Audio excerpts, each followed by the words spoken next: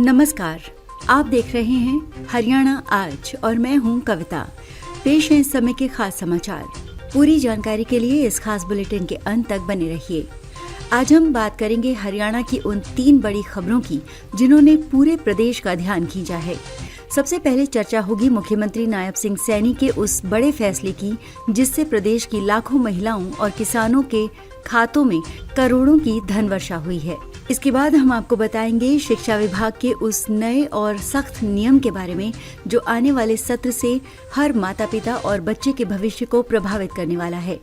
और बुलेटिन के आखिर में बात होगी KMP एक्सप्रेस वे पर हुए उस रोंगटे खड़े कर देने वाले सड़क हादसे की जिसने कोहरे के इस कहर में सड़क सुरक्षा पर फिर से गंभीर सवाल खड़े कर दिए हैं। इस समय की सबसे बड़ी और अहम खबर प्रदेश की महिलाओं और अन्नदाताओं के लिए बड़ी राहत लेकर आई है। मुख्यमंत्री नायब सिंह सैनी ने चंडीगढ़ में एक राज्य स्तरीय कार्यक्रम के दौरान रिमोट का बटन दबाकर प्रदेश के विभिन्न कल्याणकारी योजनाओं के लिए कुल 858 करोड़ रुपए की राशि सीधे लाभार्थियों के खातों में ट्रांसफर कर दी है। इस योजना का सबसे बड़ा हिस्सा हमारी उन बहनों और बेटियों को मिला है जो दीनदयाल लाडो लक्ष्मी योजना की तीसरी किश्त का इंतजार कर रही थीं। मुख्यमंत्री ने बताया कि 8,63,000 से ज्यादा पात्र महिलाओं के बैंक खातों में 181 करोड़ रुपए की किश्त जमा कर दी गई है।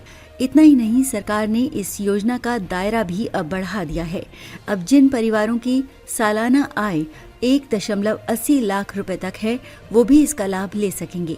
मुख्यमंत्री ने ये भी साफ किया कि फरवरी 2026 से इस योजना के 2100 रुपए में से 1100 रुपए सीधे बचत खाते में आएंगे और बाकी 1000 रुपए की FD या RD की जाएगी ताकि भविष्य के लिए एक मोटी रकम जमा हो सके। किसानों के लिए भी मुख्यमंत्री ने दिल खोलकर खजाना खोला है। फसल अवशेष न जलाने वाले करीब 5.5 लाख किसानों को 461 करोड़ रुपए से ज्यादा की प्रोत्साहन राशि दी गई है। साथ ही धान की सीधी बिजाई करने वाले किसानों और सब्जी उत्पादकों को भी भावांतर भरपाई योजना के तहत करोड़ों रुपए जारी किए गए हैं। सरकार का ये कदम प्रदेश की ग्रामीण अर्थव्यवस्था को नई मजबूती देने वाला साबित होगा। अब रुख करते हैं दूसरी बड़ी खबर की ओर जिसका सीधा सरोकार शिक्षा और आपके बच्चों के भविष्य से है। हरियाणा सरकार ने प्रदेश के स्कूलों में पहली कक्षा में दाखिले के नियमों में एक बड़ा और ऐतिहासिक बदलाव कर दिया है। अब शैक्षणिक सत्र 2026-27 से पहली कक्षा में प्रवेश पाने के लिए बच्चे की उम्र कम से कम 6 साल होना अनिवार्य होगा। अब तक जो 6 महीने की रियायत या छूट मिल जाया करती थी, सरकार ने उसे पूरी तरह खत्म करने का फैसला किया है। ये निर्णय नई शिक्षा नीति और पंजाब एवं हरियाणा हाईकोर्ट के निर्देशों के बाद लिया गया है। इस नए नियम का मतलब ये है कि अगर आपके बच्चे की उम्र एडमिशन के समय 6 साल से 1 दिन भी कम हुई तो उसे पहली कक्षा में दाखिला नहीं मिल पाएगा। शिक्षा विभाग का मानना है कि एक समान आयु सीमा होने से बच्चों के मानसिक और शारीरिक विकास में समानता रहेगी और पढ़ाई का बोझ उन पर कम होगा। हालांकि सरकार ने उन बच्चों के लिए राहत दी है जिनकी उम्र कम है। उन्हें बाल वाटिका या प्री प्राइमरी कक्षाओं में रखा जाएगा और जैसे ही वो उम्र का मापदंड पूरा करेंगे उन्हें अगली कक्षा में प्रमोट किया जाएगा। अभिभावकों को अब अपने बच्चों के स्कूल दाखिले की योजना बहुत सावधानी से और नियमों को ध्यान में रखकर बनानी होगी। बुलेटिन के अंत में बात एक दुखद और डराने वाली खबर की।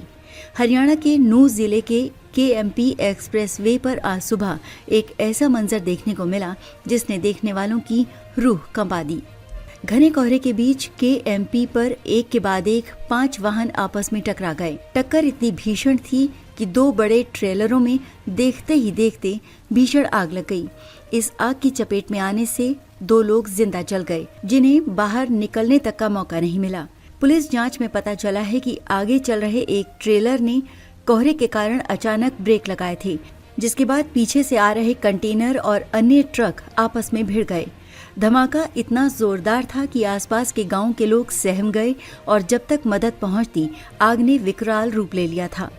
इस हादसे की वजह से KMP पर घंटों लंबा जाम लगा रहा और कई यात्री कोहरे और ठंड के बीच फंसे रहे।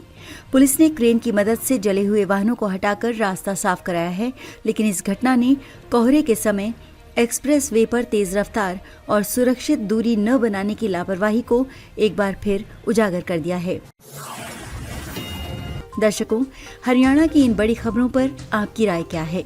क्या आपको लगता है कि स्कूल में दाखिले के लिए 6 साल की अनिवार्य आयु का फैसला सही है, या फिर इन सरकारी योजनाओं के लाभ से आप भी जुड़े हैं? अपनी राय हमें कमेंट बॉक्स में लिखकर जरूर बताएं। साथ ही हमें ये भी बताएं कि आप ये न्यूज़ बुलेटिन हरियाणा के किस शहर या गांव से देख रहे हैं। आपके विचार हमारे लिए बहुत जरूरी हैं। अगर आपको ये जानकारी उपयोगी लगी हो तो इस वीडियो को शेयर करें और हरियाणा आज को सब्सक्राइब करना बिल्कुल न भूलें, ताकि प्रदेश की हर छोटी बड़ी खबर आप तक पहुंचती रहे। नमस्कार।